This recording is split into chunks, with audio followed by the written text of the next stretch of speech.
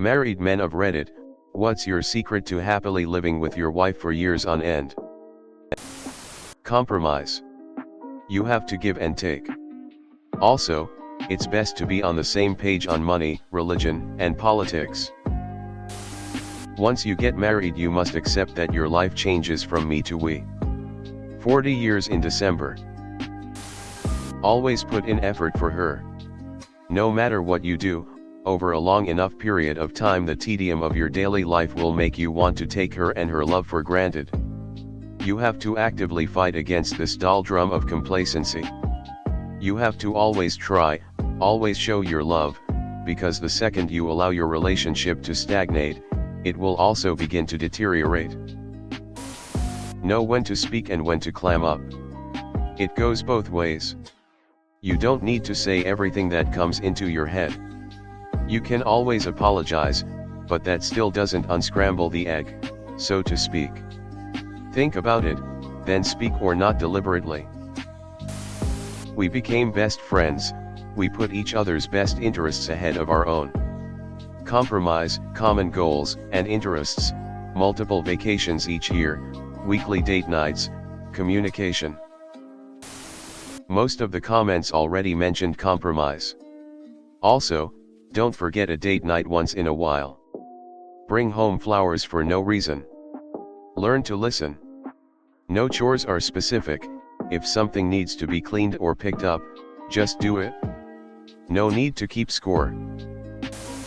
It's not 50-50, so stop trying to keep track.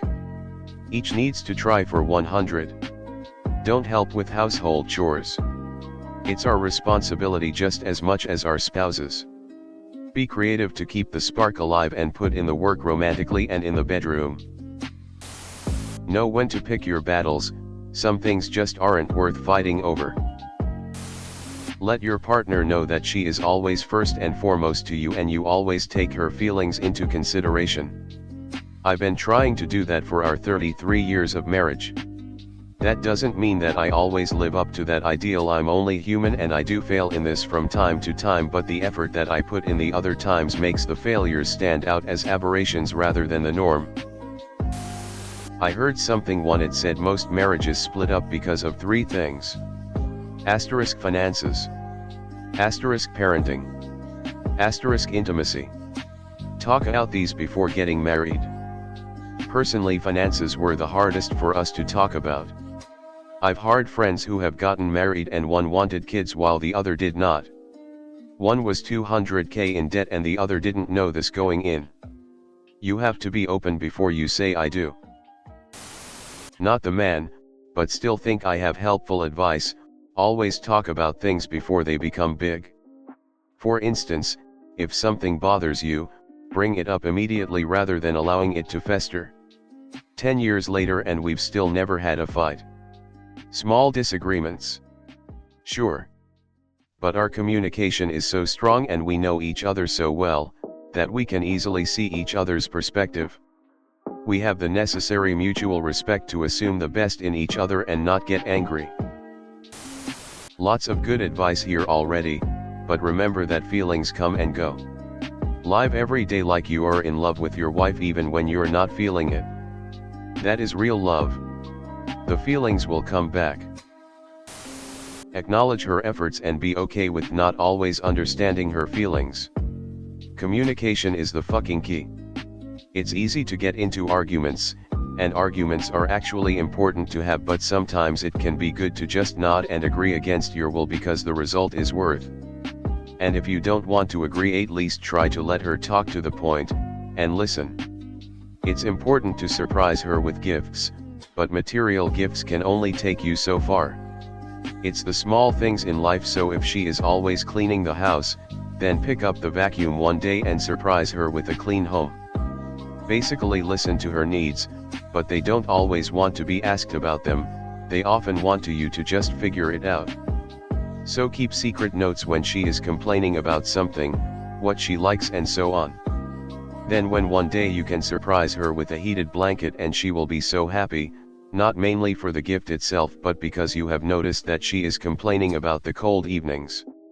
Spending quality time together, like building Lego once a month. Then you have something to look forward to and also something to talk about when you are planning what you are gonna build next. But as important is spending time away from each other, allowing each to spend time on their own hobbies and friends. And then you also have something to talk about when coming back home. It's so important with activities and fresh discussions. The biggest poison is when you get stuck in front of the TV together and talk everyday talk. Humans have a fundamental desire for growth, so do that which makes you grow together. Nothing problematic with watching TV, but there is always room to make it more interesting, like a themed week where you only watch cowboy movies and documentaries and then discuss everything about the subject, and finish with cowgirl winking face. A few things. 1. Don't base your relationship on love. Love is an emotion and it grows and shrinks over time. That's a strange modern concept to have a purely love-based relationship. Now I do love my wife to be clear, but we have a shared goal, mission, and vows that hold us together. That's the purpose of those vows you made on the altar. Do what you said you were going to do and hold your partner to the same standard. 2. When you argue, try to reframe to argument as us vs the problem and not me vs you. 3. Your wife is the most important person in your life. Your priority is in her well-being and success just as hers is in yours. This goes even for your own children. Their well-being depends largely on the well-being of the relationship between your wife and yourself. That does not mean neglect your children, it just means you should remember that their health and success is largely based on the strength of the relationship between your wife and self. 4. You have to set goals and the goals you set need to be the same or at minimum complementary. 5. Pick a wife with morals. It's easy to find a woman to stick with you when life's going well, it's much harder to find one to stick by you when it's in the gutter, and at some point it likely will be. On average, life is hard, and for some it is brutally hard, so keep that in mind when you're choosing a woman. 6. Stay positive and talk well of your spouse to others. What you say becomes what you think, so talk positively. I hear people bash their spouse all the time and it's gross. Remember, you're a team. Work hard for the team. Don't let the team down. Give grace. Check your ego. We all get precious little time on this earth. If you're one of the lucky ones that has managed to find love, cherish it. Try to keep things in perspective. Makes me laugh. She's so goofy, but only with me, and that makes me happiest of all, because not only is she my wife, but I get yet another side of her that few see. I count myself very lucky to have someone feel so comfortable and protected around me to legitimately just be themselves, and I get the proof when we are around other people. She is still herself, but not like she is with me. It's one of the many things I love that may seem kinda out there, but I've been reflecting on that for a while now. Very early on I realized I was being nice to everyone else and then relaxing around my wife. As an introvert, I had to put in so much effort at work, the person in the grocery store, friends, etc. And then I could come home and be my real self. Fortunately, I learned pretty quickly that I should give the best version of myself and put in the most effort for my wife. I'm still nice to other people, but I don't use my wife as a safety net. Recognize that many times when your partner is wanting to show you something, or talk about something, etc., they are seeking out a connection. They don't want you to be interested in whatever they are talking about or showing you. They want you to be interested in them, and interested that they are interested in it. You don't have to like what they like. You have to be curious about what and why they are interested in things. Not just in marriage, but in all relationships. The amount you need to be right and / or get your way is directly proportional to the amount of stress in the relationship. That is, if you have to be right all the time, you're going to find the relationship is stressful for both of you. Be forgiving. Overlook faults. Treat the other person with the same amount of love, respect, and compassion that you want them to have on you. There is a time for precision and exactness, and most of the time that's not in the moment. For example, she's going to the store and asks if you want anything. You want a beer, so you ask her to pick up an IPA for you. She comes home with a Pilsner. What do? You thank her, crack one open and make sure she sees you fully enjoying it. You don't mention that she got the wrong one, or that you hate Pilsners, ever. In the weeks and months to follow, give it plenty of space or she will know you're being critical. You find a time to go to the store with her and show her where to find your favorite beer on the shelf. You talk about the differences between styles of beer and what you like and don't like about them. You show her that most of the ones you like have IPA in large letters on the label. Okay, maybe not the last one. Don't forget, you botch stuff too. If she's bold/rough about pointing out your faults, you know how it feels. If you can't remember the last time you were wrong, she's way better at this than you are. Get practicing. This is how we've been happily married for almost 25 years. So, it's working. Take her into account when making decisions. Do your share of the housework. Not everything that's interesting to her will be interesting to you, but you should be supportive and helpful in helping her pursue those interests. It's better to be a good listener than to be right. Even if you are right. I love her. Communication. Respect. Honesty. Trust. And I do most of the chores. Plan a date night for her every week. It can be simple, inexpensive, whatever. Show her your thoughtful, caring, fun side. Everything else on this thread will fall into place if you make your relationship with her your top priority. You know, the reason she fell in love with you in the first place. Red heart, smiling face with smiling eyes. Well, mine died. However, I learned a lot of lessons from the relationship. 1. Your issues are your responsibility. It is your job to fix you. 2. Someone else's happiness is not your responsibility. You might want them to be happy, but they need to choose it and pursue it.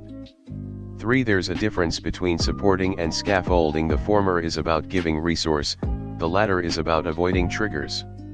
Scaffolding is not healthy and will kill desire, affection, and is emotionally destructive.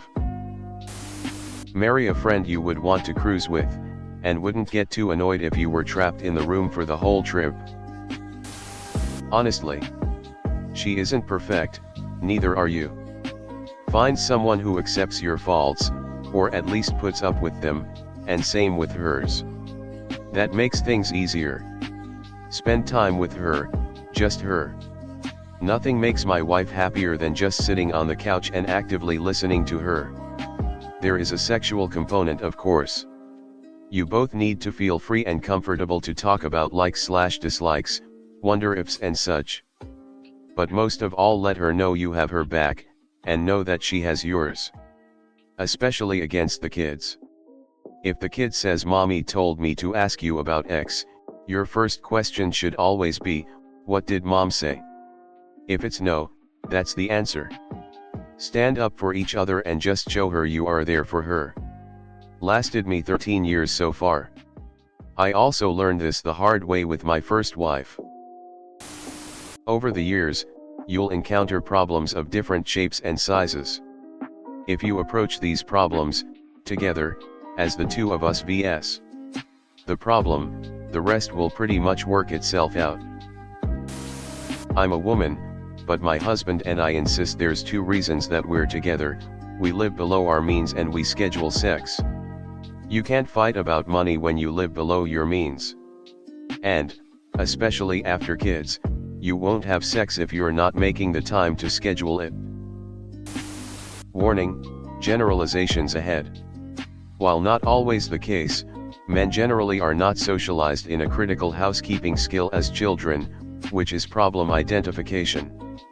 We can do a chore when it is apparent or dictated to us, but we struggle to recognize growing problems before they become big problems. Meanwhile, this is drummed into girls at a very young age. Does your wife ever say, "I feel like I am doing all the cleaning," even though you just spent 3 hours cleaning the garage on the weekend? This is what she is talking about. She is likely doing a ton of maintenance cleaning every day that goes unnoticed and unappreciated by you. Work on identifying and tackling cleaning problems as they arise. A good exercise to work on this is this: every day, just stand in your front doorway and look into the house and see what you would identify as not clean from there. It might not be fully messy, but it also might not be fully clean either. Usually there will be some coats thrown over the banister, or some papers out of place, or shoes strewn about, something like that.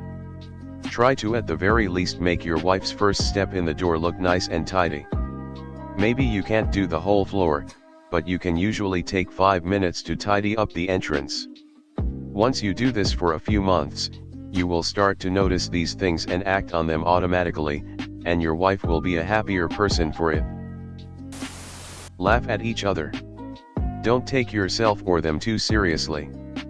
Making each other laugh goes a long way. Understand that the butterflies don't last forever.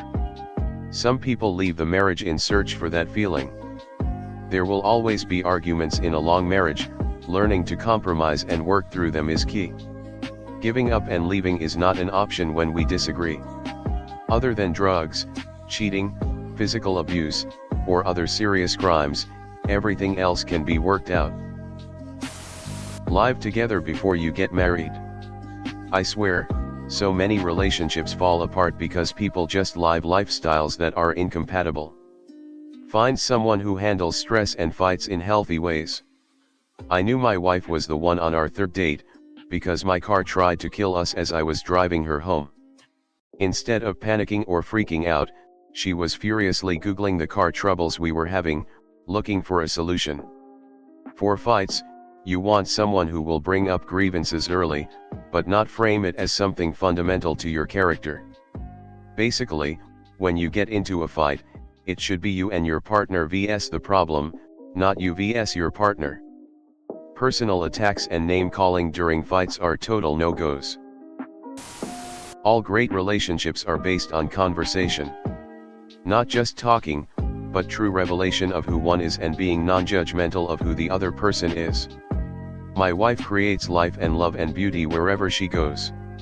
She is smart, wickedly funny, and kind. At the same time, she isn't a perfect person. Then again, neither am I. Instead, we are a shared enterprise in life, defined by what we want to achieve. We put the needs of each other on par with our own, and we put the needs of the relationship above everything else. Never have a conversation that you wouldn't have with your spouse standing beside you. And never talk badly about your spouse to anyone else. Never call your spouse a name in a fight. And when you disagree, always try to look at it from the other person's point of view. And if it's important to her, it's important to you. You know how my wife knew I was her guy? It was a little thing. But she danced throughout high school and college. Yet none of her early boyfriends ever wanted to go to the ballet or a dance performance with her. She brought up a coming performance over dinner, almost hesitating to ask. I said, "Sure, I'll go." Now, I didn't know fuck all about dance or ballet.